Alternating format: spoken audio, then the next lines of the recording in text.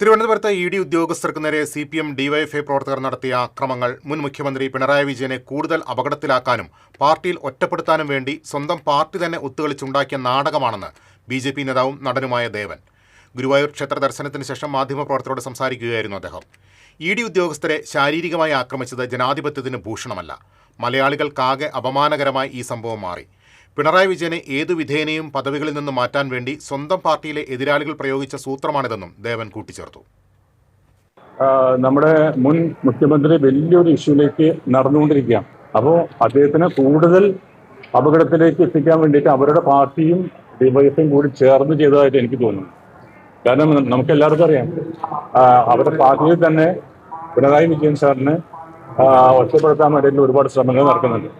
എല്ലാ കമ്മിറ്റികളിലും അത് വളരെ പ്രകടമായി നമ്മൾ കാണുന്നുണ്ട്. അവരുടെ ഒപ്പീനിയൻസ് തുറന്ന് പറയുന്നുണ്ട്.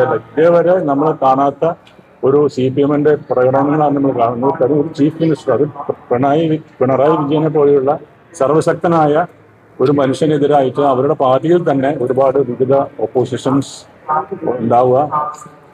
പിണറായി വിജയൻ പ്രതിപക്ഷ നേതാവ് ആവരുത് എന്ന് പറയുക. അപ്പോൾ ഒരു സർവശക്തനായ ഒരു മനുഷ്യനെ അങ്ങനെ, അപ്പൊ ആ ഒരു ശക്തനായ ഒരു മനുഷ്യന്റെ ബലഹീനത കുറച്ചും കൂടി കൂട്ടാൻ വേണ്ടിയിട്ട് എനിക്ക് തോന്നുന്നത് ഇത് CPM-ഉം ഡിവൈഎഫ്ഐയും ഒത്തുകളിച്ചിട്ട് പിണറായി വിജയന് എന്തെങ്കിലും പ്രോബ്ലം ഉണ്ടാക്കാൻ വേണ്ടി ഉണ്ടാക്കിയൊരു നാടകം തന്നെയാണെന്നാണ് എൻ്റെ വിശ്വാസം.